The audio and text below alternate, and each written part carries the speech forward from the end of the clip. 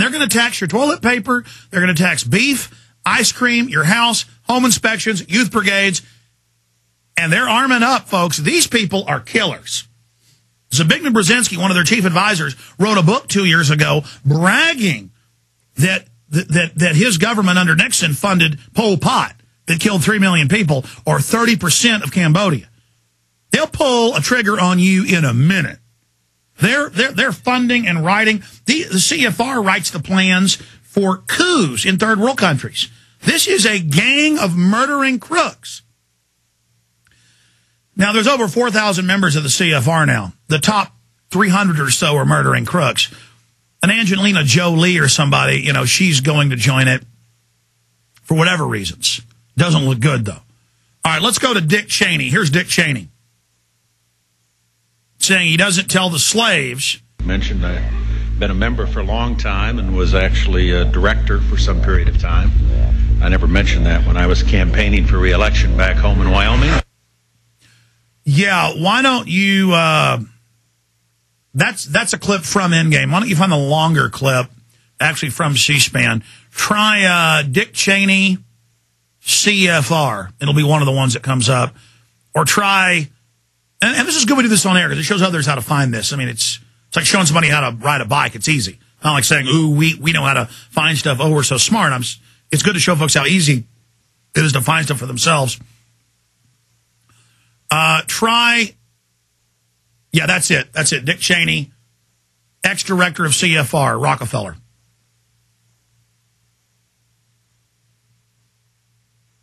Yeah, start it over. Just back it up. We'll turn the audio up and we'll get it for folks. Yeah, here he is thanking David Rockefeller, his commander. A special televised meeting of the New York-based Council on Foreign Relations provides a window to the real story. The speaker, Vice President Dick Cheney, takes a question from David Rockefeller. Vice President, I just enjoyed so much your whole speech, but I was particularly pleased that you gave such a strong endorsement for the free trade agreement for all the Americas, subject that has been of great concern to me for many years, and particularly recently, and I think it's absolutely essential for the strength of our economy. Rockefeller's role in the drive for an FTAA was a lot more central than he portrays. Rockefeller cultivated Latin American leaders who could be counted on to support such a proposal. Both the 1994 Miami Summit and the FTAA proposal were conceived and nurtured by a Rockefeller-created network.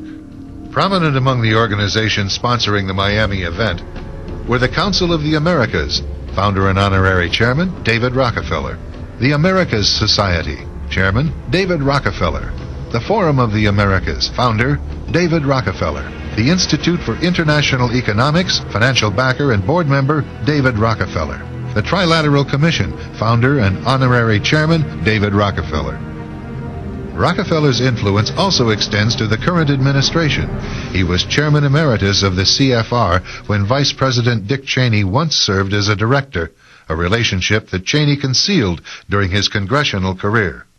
It's good to be back at the Council on Foreign Relations. As Pete mentioned, I've been a member for a long time and was actually a director for some period of time. I never mentioned that when I was campaigning for re-election back home in Wyoming. Isn't it funny? The slaves. Oh, God, we're robbing them. We put out MIAC reports to the cops saying they're terrorists if they talk about us. We tell the cops the vets are the terrorists if they talk about imaginary CFR. And the best part is the cops are buying it. God, we're building FEMA camps. Oh, it's so fun to rape them. Oh, there's nothing this scum won't take. Yeah, baby. The best part is we're poisoning their water.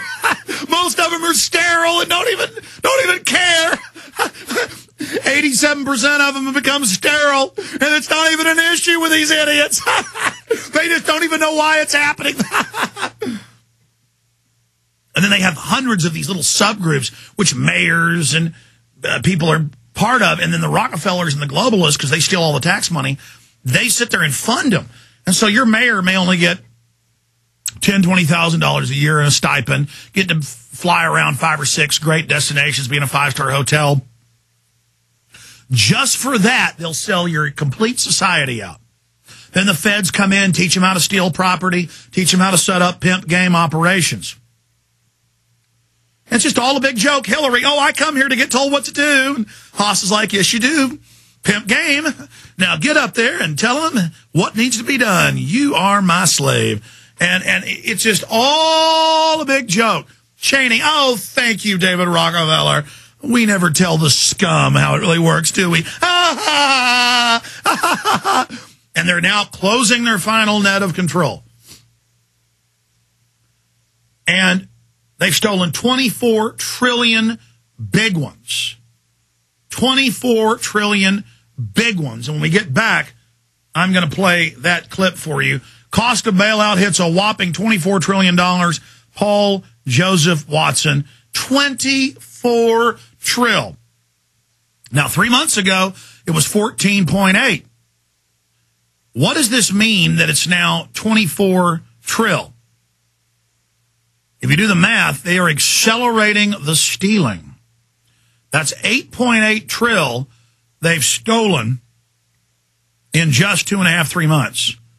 And CNBC's very happy about all this. Oh, I mean, woo, baby, you're not leaving anything. No, we don't want them to be able to ever fight back again. We want to totally bankrupt them. Genius plan.